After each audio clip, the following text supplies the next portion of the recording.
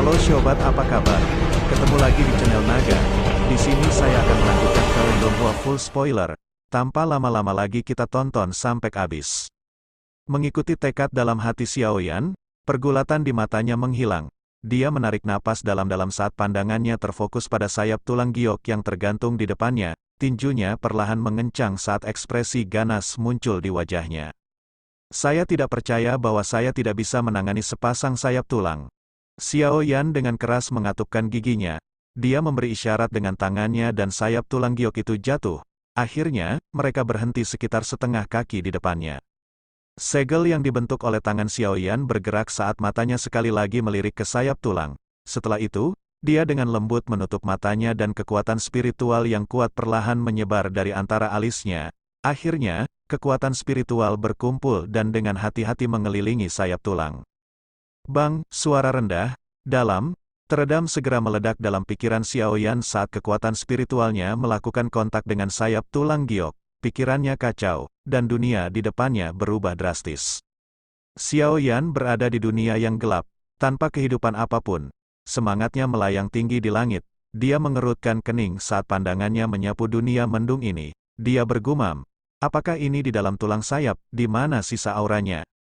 Sementara Xiaoyan melihat sekeliling, kegelapan di sekelilingnya sedikit berfluktuasi. Segera, udara abu-abu seperti zat perlahan menyebar. Saat aliran udara berwarna abu-abu berkumpul, sepasang mata berwarna merah darah tiba-tiba terbentuk. Pilar cahaya berwarna darah terfokus pada Xiaoyan.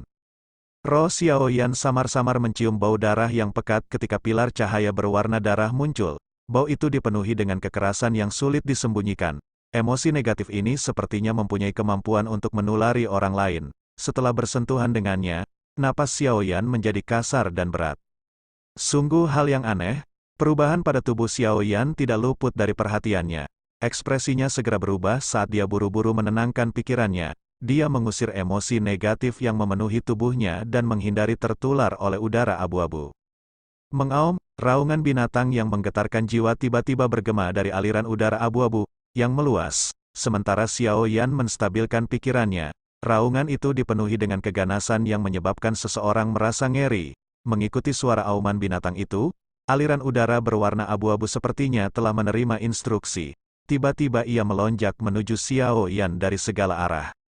Hati Xiaoyan dengan dingin menggigil saat dia mempelajari transformasi aliran udara berwarna abu-abu. Dia buru-buru menggerakkan kekuatan spiritualnya untuk membentuk penghalang spiritual di sekelilingnya, mengisolasi aliran udara abu-abu. Setelah terbentuknya penghalang spiritual, aliran udara berwarna abu-abu yang menyebar ke sekeliling, mulai bergerak dengan cepat. Dalam beberapa kedipan, ia telah berubah menjadi tubuh binatang raksasa yang terbuat dari aliran udara abu-abu. Karena aliran udara abu-abu menjadi tipis, Xiaoyan tidak dapat melihat dengan jelas tubuh sebenarnya dari binatang ajaib itu. Namun demikian, sepasang pilar cahaya merah terang, dipenuhi dengan keganasan yang tak tertandingi, sekali lagi muncul di kepala binatang ajaib, seperti sepasang mata yang menakutkan. Mengaum, tubuh magical beast yang samar-samar baru saja terbentuk ketika mata merah darahnya yang ganas menatap Xiaoyan. Ia segera mengeluarkan suara gemuruh lagi sebelum meniru badak yang sedang berlari saat ia bertabrakan dengan keras dengan penghalang spiritual. Bang! Ketika keduanya melakukan kontak, energi aliran udara, yang jelas-jelas tembus cahaya, menjadi seperti substansi saat bertabrakan dengan penghalang, menyebabkan penghalang spiritual yang tak terlihat berulang kali memancarkan gelombang riak. Roh Xiaoyan juga mengeluarkan erangan pelan setelah tabrakan sengit itu. Saat ini, ia dalam bentuk spiritual, kekuatan spiritualnya di dunia luar dan jiwanya memiliki hubungan langsung. Jika kekuatan spiritualnya menderita, beberapa luka juga akan muncul di jiwanya. Xiaoyan menghirup udara dalam-dalam di dalam hatinya. Dia buru-buru menggerakkan kekuatan spiritualnya dan sekali lagi menstabilkan penghalang spiritual di dunia luar. Namun, ekspresinya langsung berubah sedikit. Dia agak terkejut saat mengetahui bahwa setelah tabrakan aliran udara abu-abu misterius binatang ajaib dan penghalangnya, keganasan yang merasuki tubuhnya tampak seperti aliran udara yang tak terlihat saat diam-diam meresap ke dalam penghalang spiritualnya. Kesungguhan muncul di wajah Xiaoyan.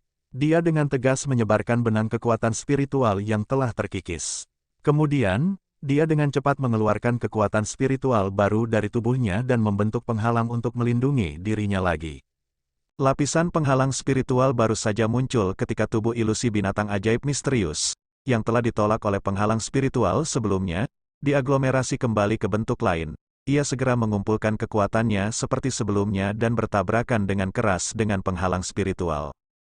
Bang, mengerang, tabrakan hebat berikutnya menyebabkan Xiao Yan mengeluarkan erangan pelan dan teredam. Jarinya bergerak dan dia tidak ragu untuk menyebarkan penghalang spiritual di depannya. Tatapannya suram saat dia melihat sosok magical beast ilusi yang masih ada. Tidak disangka aura sisa ini akan sangat sulit untuk ditundukkan, namun hasil yang dia peroleh sampai sekarang adalah karena kekuatan spiritualnya yang kuat. Jika itu adalah ahli lain, kemungkinan besar rasional mereka sudah lama dikuasai oleh keganasan binatang itu, dan akhirnya menjadi mesin pembunuh yang hanya tahu cara membunuh orang. Ro Xiaoyan berdiri di langit kosong di ruang ini. Dia menundukkan kepalanya dan melihat tubuh rohaninya yang menjadi lebih nyata daripada beberapa saat yang lalu. Sudut mulutnya tanpa sadar terangkat menjadi senyuman.